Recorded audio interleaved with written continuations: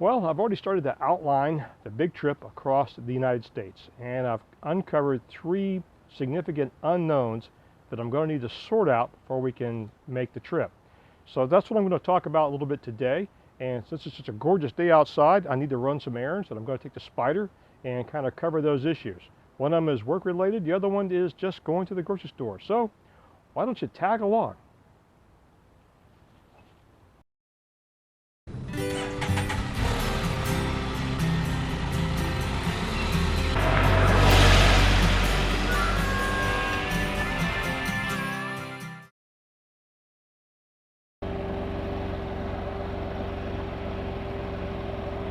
Well, hello. One of the questions that I get asked from time to time is the Spyder a practical tool to take and run errands on your daily basis, or is it just something that you use just for, you're traveling and YouTube videos? Well, actually, no. Today my Monday morning appointment was canceled. So we're on our way to run some errands, so I'm ahead of schedule. And one of the nice things about being self-employed is,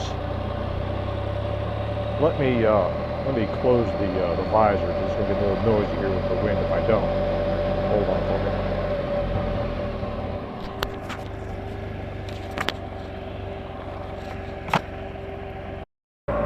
Where was I? Yeah. Being self-employed, I get to dress in casual attire because I work from home primarily, unless I'm out meeting and working with my clients, in which case I dress up oftentimes in a suit and tie. But if I'm just out meeting contractors, checking on properties, or running, daily errands, I get to wear comfy clothes. And today is a very unusual day in July. Typically in Virginia Beach in July, it's muggy, miserable, hot, high 90s, high humidity. But for whatever reason, here on the last day of July, we're seeing temperatures that are, today is going to get in the low 80s. That's the high. It's just gorgeous out here. So today I can't not take the Spyder out. So my first stop today is going to be the center of the known universe, which is Walmart. Pick up some groceries for lunch, and I have to go open up a house for a contractor on a transaction that I'm wrapping up tomorrow. Oh, by the way, I am in real estate. That's my full-time job. I'm a realtor. I love that job. I really do. Well, I finished running my errands. My last stop was over to Chesapeake to check on a property which is closing tomorrow. I just want to make sure the last minute repairs that the seller agreed to do had been completed, and they were, which is good because we're closing tomorrow. I want to make sure my buyers get what they contracted for. I want to take a minute to talk about the big trip. I have three large issues we need to work out before we can actually depart, but we still have plenty of time for that. The first big issue is equipment, and what am I going to take? The Spyder has about 5.5 cubic feet of storage space throughout the Spyder, and I could probably even take something that resembles a tank bag to go here to give me more space, maybe another cubic foot.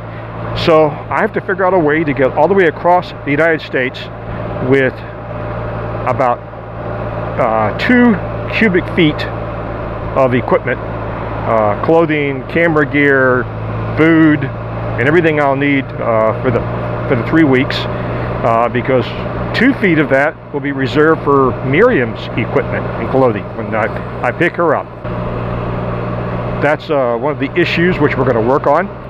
The second issue is I don't know how much time I can spend in the saddle of the Spyder every single day for the entire duration of the trip. I do know that my longest trip to date was when I picked the Spyder up back in May, and I put 400 miles on the Spyder in the same day. A little tiring, but I didn't even get a start until almost 11:30 that morning, and I finished up at about 8:30 in the evening. But that was my first real long ride on the Spyder. I've put in quite a few miles since then, so it's hard to plan how long it's going to take to get to California, or if that's our destination. Just presuming if we go straight across, it'd be California. But I need to know how much I can ride per day, so I know how to plan the pickup point to pick up Miriam without pushing myself to exhaustion, yet not being bored because I'm not doing enough miles in a day. So that's the second big thing I need to work on.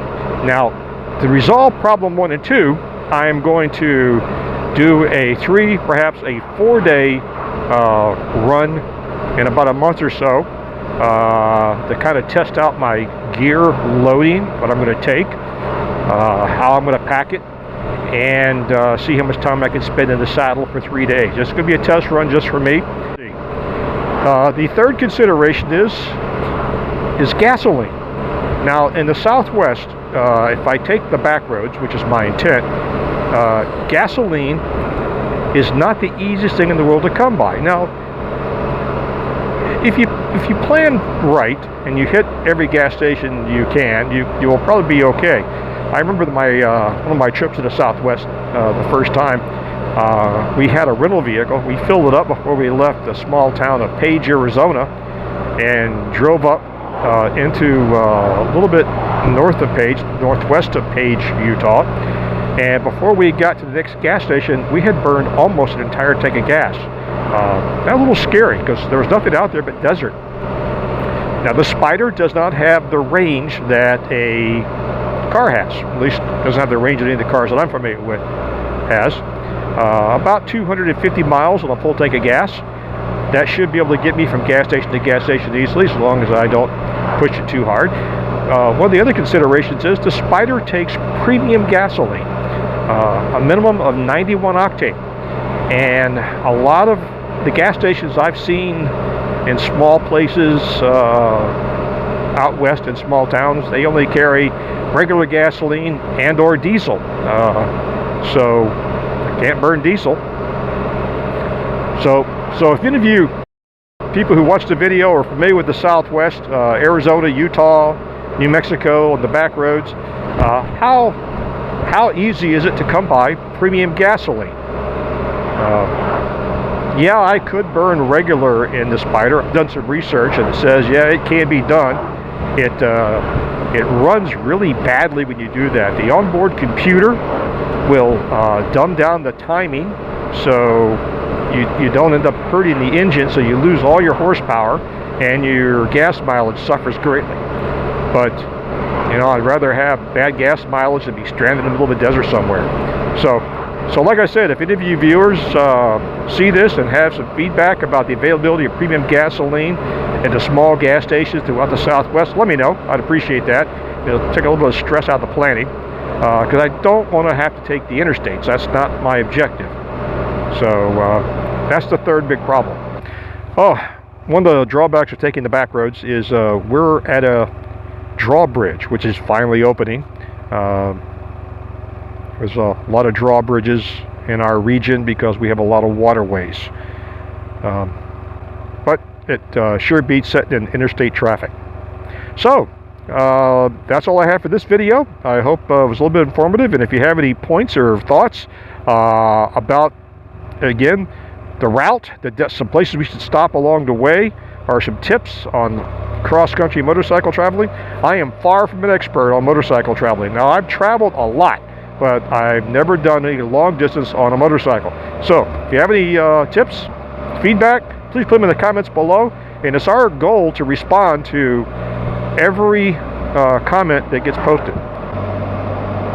And we will catch you next time.